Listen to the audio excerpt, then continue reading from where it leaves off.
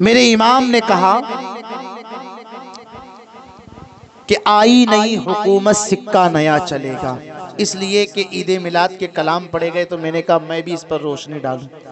آئی نئی حکومت سکہ نیا چلے گا، عالم میں رنگ بدلا صبح شب ولادت۔ میرے حضور کی ولادت کا چاند بس نظر آنے والا ہے۔ جب عید میلاد کا چاند نظر آتا ہے نا تو یہ چاند ہے نا، یہ کئی چہروں کو سامنے لا کر رکھ دیتا ہے، عاشقوں کے چہرے بھی اور پھر جن لوگوں کو تکلیف ہے ان کے چہرے بھی، دونوں کے چہرے سامنے آ جاتے ہیں۔ عید میلاد النبی کا چاند نظر آتا ہے تو عاشقوں کے چہرے پر جو ہے مسکراہٹیں نظر آتی ہے، کھلکھلاہٹ نظر آتی ہے۔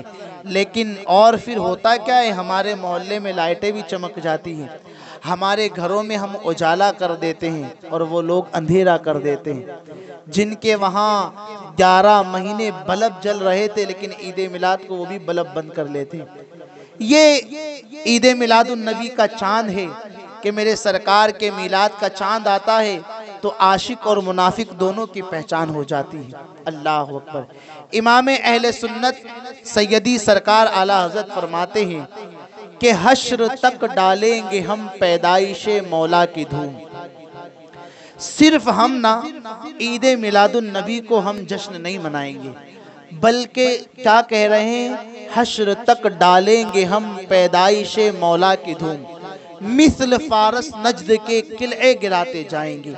امام احمد رضا وہ ذات کا نام ہے نا کہ اگر ان کے شعر و شاعری ہمیں سمجھ میں نہ بھی آئے تب بھی ہمارے مجموع میں عاشقوں کے چہروں پر مسکراہٹ ہوتی ہے، اس لیے کہ آپ نے جو بھی کہا وہ عشق میں کہا، یہ زبان عشق کی زبان تھی۔ تو یہ شعر ہے نا، میں اسے سمجھانے کی کوشش کرتا ہوں۔ میرے سرکار جب پیدا ہوئے نا تو بہت عجیب و غریب معاملات ہوئے، بہت عجیب و غریب۔ جس سن میں، جس سال میں حضور کی پیدائش ہوئی، اس سال میں جتنے بھی بچے عرب میں پیدا ہوئے، کوئی بچیاں نہیں بلکہ سب لڑکے پیدا ہوئے، سب فرزند پیدا ہوئے۔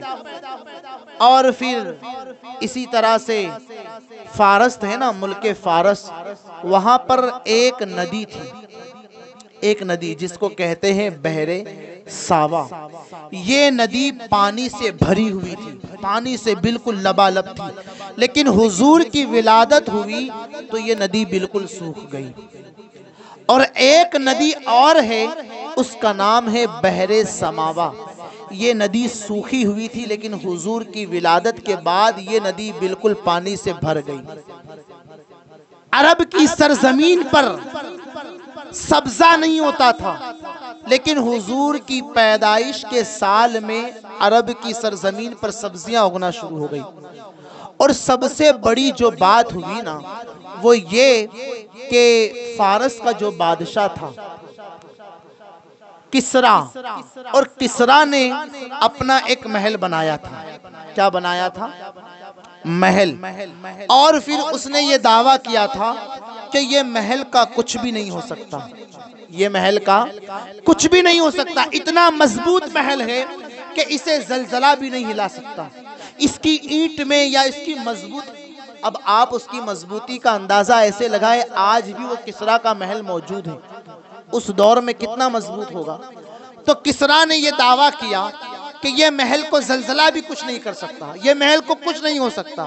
آج سے کچھ سالوں پہلے وہ ٹائٹینک کا بھی یہی معاملہ تھا، وہ جہاز بنانے والے نے کہا تھا کہ ٹائٹینک کو کوئی کچھ بھی نہیں کر سکتا، کوئی طوفان اس کا کچھ نہیں بگاڑ سکتا۔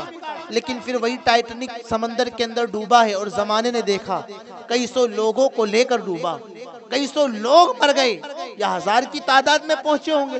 تو کسرا کا یہ گھمنڈ تھا، یہ تکبر تھا کہ یہ محل بہت مضبوط ہے، اس کا کچھ بھی نہیں ہو سکتا۔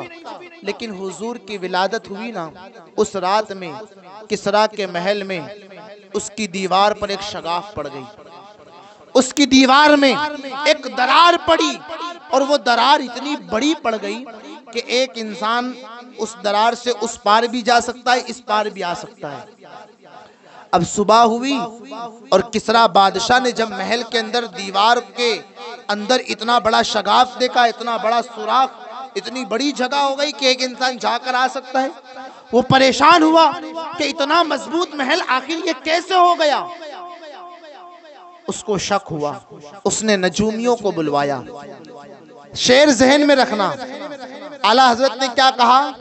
حشر تک ڈالیں گے ہم پیدائش مولا کی دھوم، مثل فارس نجد کے قلعے گراتے جائیں گے۔ وہ کون سا قلعہ ہے؟ فارس کا، وہ محل فارس کا ہے اور کسرا کا محل ہے۔ درار پڑ گئی، اس نے نجومیوں کو بلوایا۔ وہ ہوتے نا نجومی جو ستاروں سے پتہ کرتے ہیں، یہ ہے نا اندھی میں تیر مارتے ہیں۔ کبھی کبھی ان کی باتیں ٹھیک بھی ہو جاتی ہیں، انسان تیر چلا رہا ہو اندھی میں تو کبھی کبھی نشانے پر لگ بھی جاتا ہے۔ تو نجومی آئے، جوتیس آئے، کہا ایسی ایسی بات ہوئی ہے، یہ نہیں ہو سکتا، ذرا پتہ کرو معاملہ کیا ہے۔ نجومیوں نے جب ستارے کے علم سے دیکھا تو اس نے کہا بات ایسی ہے کہ ایک بچہ عرب میں پیدا ہوا ہے، ایک بچہ عرب میں پیدا ہوا ہے اور وہ تمہاری سلطنت کو نیست و نابود کر دے گا، وہ تمہاری سلطنت کو ختم کر دے گا۔ جب نجومیوں سے یہ بات کسرا نے سنی تو پریشان ہوا، اور اعلیٰ حضرت اسی واقعے کو اپنے شعر میں کہہ رہے ہیں۔ کیا کہہ رہے ہیں بتاؤ نا؟ حشر تک ڈالیں گے ہم پیدائش مولا کی دھوم، مثل فارس نجد کے، یعنی فارس کا وہ قلعہ، فارس کا وہ محل، مثل فارس نجد کے اب قلعے گراتے جائیں گے۔ حضور کی ولادت ہوئی تھی تو فارس کے قلعے میں، وہ کسرا بادشاہ کے قلعے میں درار آئی تھی، اب ہم نجد کے قلعے گراتے جائیں گے۔ اشارہ دے رہا ہوں، سمجھ جائیں۔ حضور کی ولادت